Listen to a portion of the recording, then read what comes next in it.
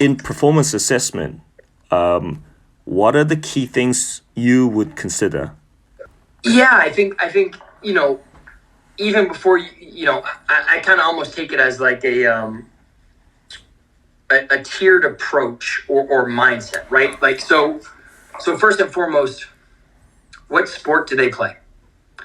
Okay, like I have to understand the demands of that sport, because that's going to affect what I then at the very bottom I actually assess, right?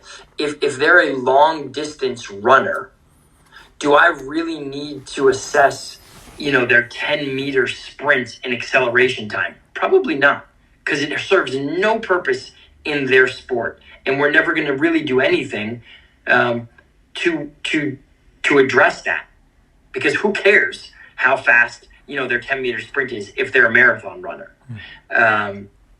So first and foremost, I need to understand what it is their sport. Then now if it's a team sport, okay, what are the general qualities of their sport? But now what are the specific qualities of their position, right? An NFL quarterback is going to have very different needs than a defensive tackle. So is that something that also gets me to think about what I need to assess and learn about this athlete? Then I think you go to the athlete part and, okay, cool. What are these athletes' limiting factors? Are there stuff that we know about that we need to make sure we assess? Previous injury, things like that maybe are a limiting factor. Okay. If there's not, okay, what are just, again, knowing the sport, knowing the position, now I can start to build out what the profile of assessments are. And I think those, again, thinking in that holistic mindset, what are their just general movement qualities? What are they capable of? Are there any limiting factors there?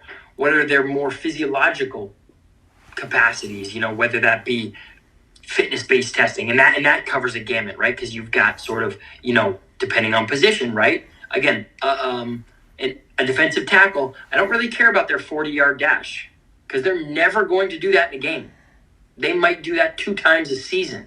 But I do care about like their 10 yards, because that's what they are going to do in a game, right? So how can I get closer to what that, to measuring the physiological capacities or capabilities that they have?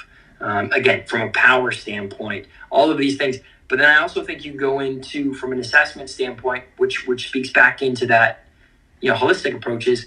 How are you assessing their nutrition?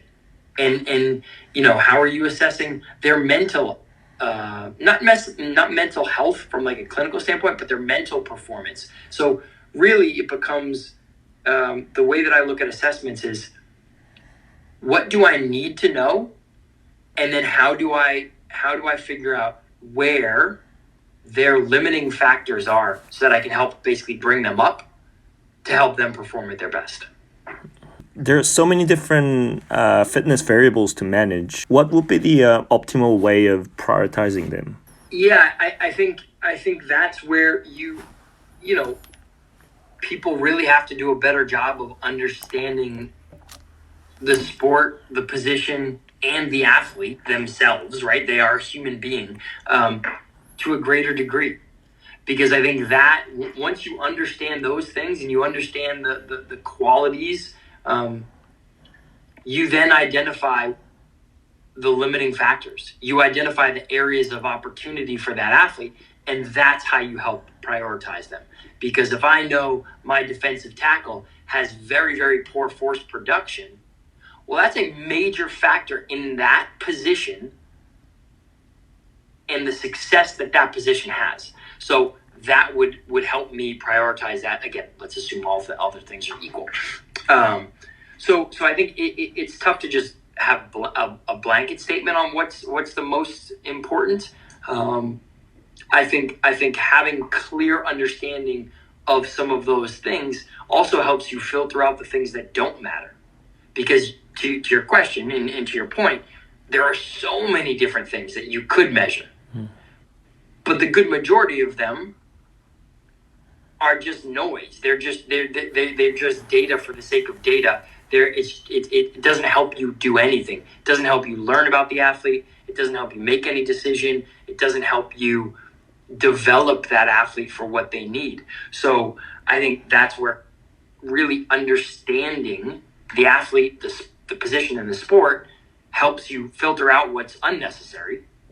And then once you understand that, you then see what the largest, red flag, let's call it, or area of opportunity, and that's how you then go about prioritizing for that athlete. If you measure certain things on a regular basis for a long time, you can consider that, like whatever assessment it is, if you do it consistently, you can consider that as a monitoring as well, right? Absolutely. Is there any new sort of trends?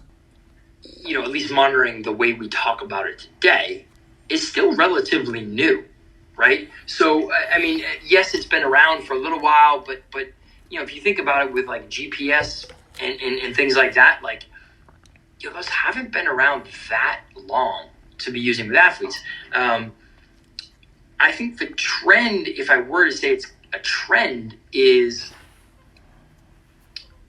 how, there might be a few actually. I think one trend that you're actually going to really start to see is how minimally invasive can we make this technology or this data collection. And I think part of that, you're seeing it because athletes don't want to wear a bunch of stuff and then go out and play. They don't want to, right? I wouldn't want to if I were an athlete. I just want to go play. So how can we make it as like minimally invasive as we can? And then you also have technology is just advancing so fast that you're able to now capture things in either a very small form factor. So like, where the GPS used to be maybe this big and now it's this big, right? So like that's made a big advancement. But now you can do things with a camera that before you needed a whole research lab to do. So I think that's a trend is how minimally invasive can we make this data collection and understanding of what this athlete is doing. I think the other trend is actually not more data, but better understanding of what we have, right? I think, almost to the other point in terms of like technology is going so fast, like it's easy to capture data now. And it's easy to capture a ridiculous amount of data. The problem is what do you do with it? So I think the trend that I see now is people really trying to get clear on, collecting fewer measurements, but just being able to implement them more. And then that's probably, a good direction that it's heading in, because I think for a while there, when technologies and were just blowing up in sport, like it just became so much. You had some teams and some athletes doing so much data collection and athlete monitoring that it was insane. And then it really started to get not only pushback from the athletes, but even from, coaches and management on, what are we doing? We're spending not only all this money, but we're spending all this time, and it's really not telling us anything. So I think you've now started to see the move towards less actual data, but better use of it. And there's so many things you can see of what to do, like, what exercise to do, what assessments to do, but there are so limited information about how much is too much. And so his question was, is it always better to build more stability, more mobility, more strength, more power on top of where your athlete is right now? Is there a baseline for too much? It's an interesting question because I don't think more is always better, right? I think there also becomes like, are you strong enough? If we use like more strength as an example or more power, like, are you strong enough to do the job that you are being asked to do in your sport, right? Like, hey, can we get him a little bit stronger? Yeah, sure. But at what cost? If he's already strong enough, right? And that's where you start to see like, and this is where you start to have to think about it. And back to maybe some of my earlier answers is, if I understand what the sport demands are, your positional demands are. Like, do you have the requisite ability, whether it's stability, mobility, strength or power, to perform there? If you don't, then for sure, then we have to do something about it, right? If you do, at what cost is getting you more of that going to add benefit? Because if I just really work on improving your strength, but you're already really strong, and you're certainly strong enough to do your job as a baseball player, let's say, is getting you stronger really where I should be spending my time? And at what cost, if I do choose to do that, is it going to come at? Now, I'm not saying ignore strength, because you want to make sure they maintain their level of strength. But if I'm going to try and improve it, and it's probably only going to improve marginally, it's going to come at a cost of something else. Now, that being said, this also depends on where is this athlete.